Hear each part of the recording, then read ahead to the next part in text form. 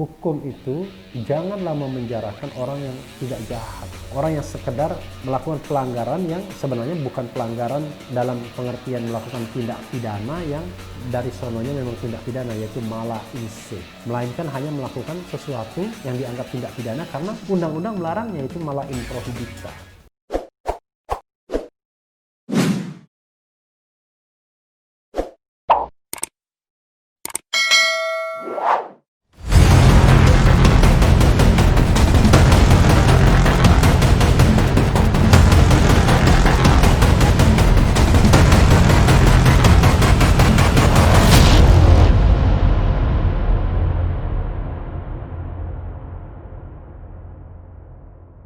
Assalamualaikum warahmatullahi wabarakatuh, Sobat RH sekalian. Jumpa lagi kita di channel yang keren ini, Keren Cadas. Saya akan membacakan mengenai Jumhur Hidayat ya. Ini ada berita bahwa kuasa hukum Jumhur laporkan Kabareskrim ke Komnas HAM, Komisi Nasional Hak Asasi Manusia. Kabareskrim itu adalah kepala badan reskrim. Kita bacakan ya Sobat Era sekalian.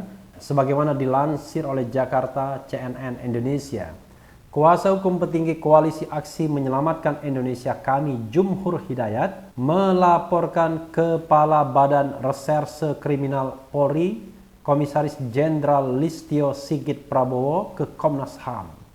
Ini salah satu calon Kapolri.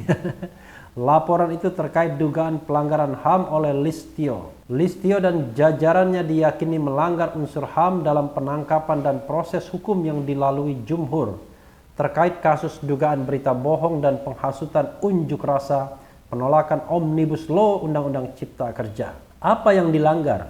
Ada banyak ya.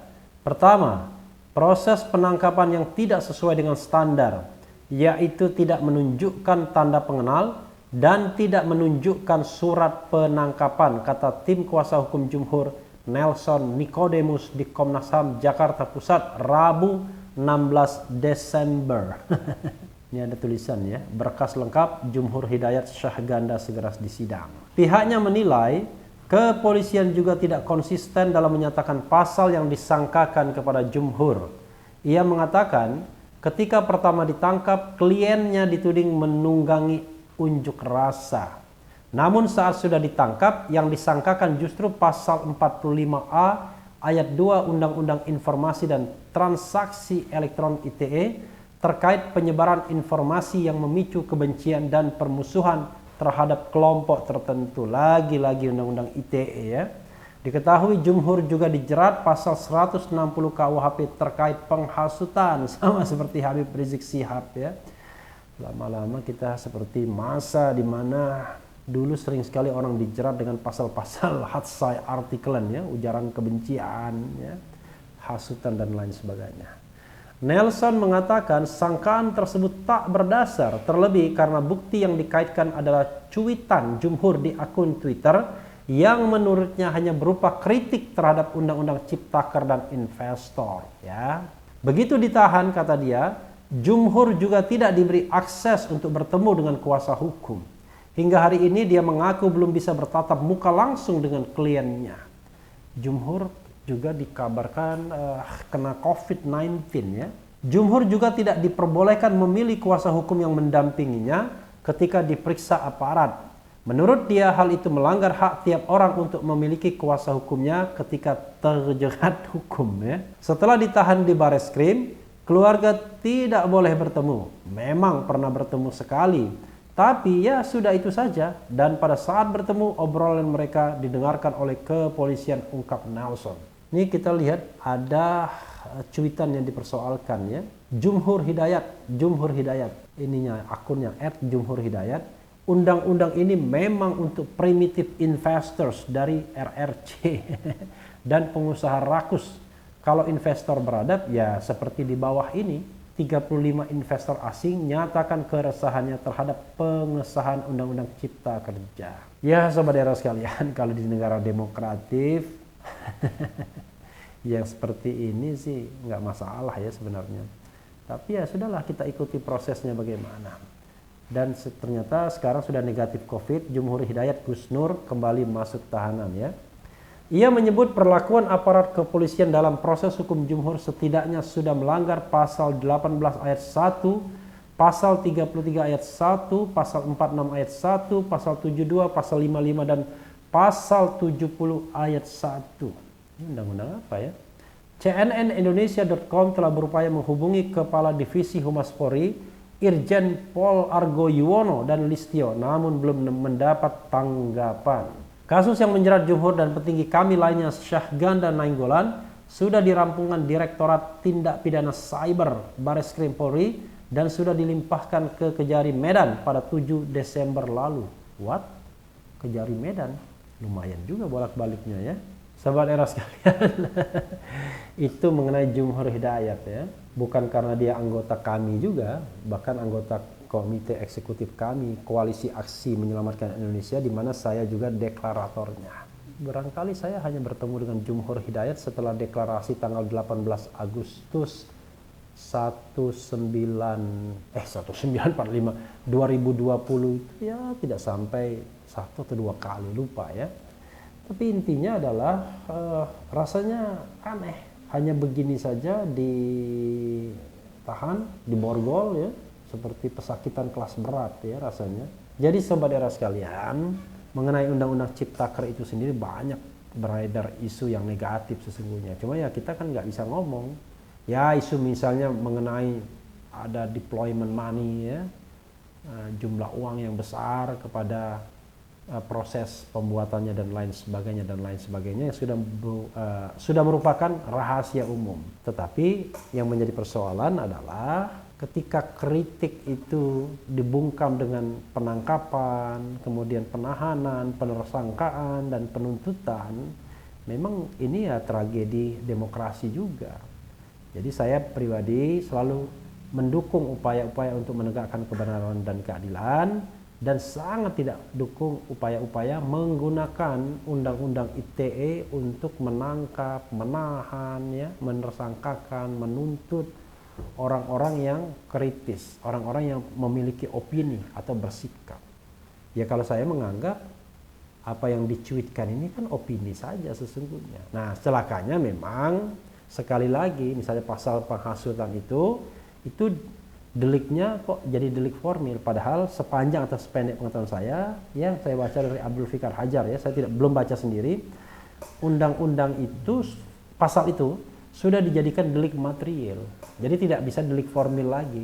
Hanya ada pernyataan bahwa kemudian yang menghasut itu kita tidak tahu apakah dia melakukan tindak pidana atau tidak, jadi tidak boleh delik formil, harus ada kausalitasnya.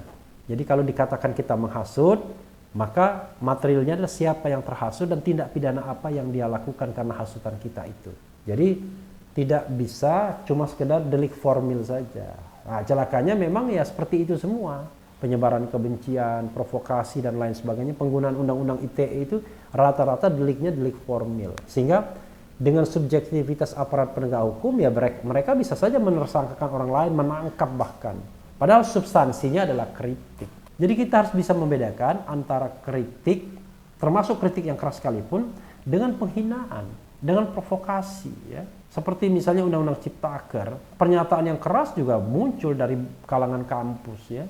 Seperti misalnya Profesor Maria Sumarjono sangat mengkritik itu ketentuan mengenai pertanahan di Undang-Undang Ciptaker itu. Dia bahkan menganggap, loh ini kemarin sudah dihilangkan dari rencana perubahan undang-undang tentang pertanahan, tapi kok muncul lagi di Undang-Undang Ciptaker.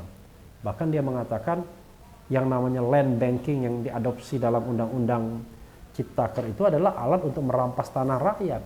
Dan tanah itu baik dari perorangan maupun tanah ulayat. Karena dari mana land bankingnya? Kecuali dari tanah masyarakat kalau pemerintah kemudian kekurangan atau tidak memiliki tanah yang diinginkan dalam proses pembangunan. Jadi saudara sekalian, negara demokratis itu negara yang tidak memenjarakan orang hanya karena perbedaan pendapat atau karena kata-kata. Nah di Republik ini sayangnya kata-kata itu jauh lebih dianggap berbahaya ketimbang tindak pidana korupsi misalnya ya. Padahal kita tahu dalam kasus Joko Chandra misalnya, itu kan luar biasa. Aparat penegak hukum sendiri yang terlibat.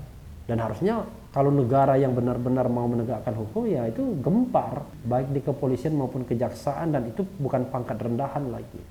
Tapi di kita jadi yang biasa saja. Jadi kita lebih peduli dengan orang-orang yang berbeda pendapat, orang-orang yang berbeda aspirasi, yang tidak mendukung pemerintahan, dan itu yang diincar. Ya seperti Habib Rizik inilah. Padahal apa sih kejahatan yang dilakukan Habib Rizik? Korupsi enggak, menjamret enggak, nggarong enggak, ya kan? Hanya kerumunan. Dan kalau kita bicara post factum, ya kerumunannya menyebabkan apa? Apakah ada klaster petamburan?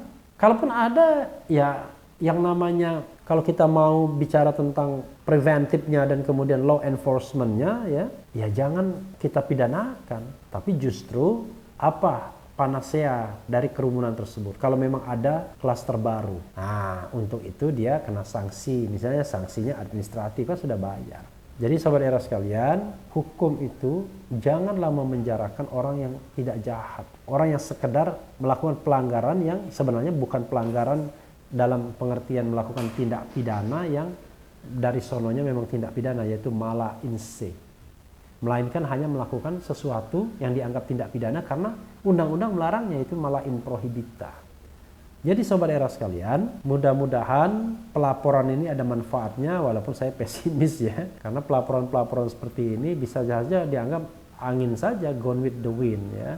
Kalaupun misalnya nanti Komnas HAM memanggil Kabar Reskrim, lalu menegur dan lain sebagainya, mudah-mudahan mudah-mudahan itu bisa mengubah perilaku aparat penegak hukum agar mereka tidak main menggunakan hukum semaunya sesuai dengan tafsir yang mereka inginkan, padahal mereka harusnya menjadi pelindung dan pengayom masyarakat. Saya sampai miris misalnya melihat Jumur Hidayat, Anton Permana, Sahganda Nainggolan diperlakukan seperti penjahat sungguhan. Ya sama memprihatinkannya dengan penembakan 6 laskar FPI. Mereka bukan orang-orang jahat, mereka tidak sedang melakukan tindak pidana. Yang terjadi adalah mereka kemudian ditersangkakan, ditahan, dituntut, divonis berdasarkan pendapat yang mereka yakini bahwa dalam perspektif hak asasi manusia, hati nurani itu tidak boleh dihalang-halangi. Sobat era sekalian, itu saja. Yang penting tetap di channel ini, karena di channel ini Anda akan dirayu, ditipu, dibaperin, dicecar, diuber pula di jalur khusus. Karena channel ini adalah channel yang mengancam, memeras, dan membenci. Jangan lupa subscribe, like, comment, and share.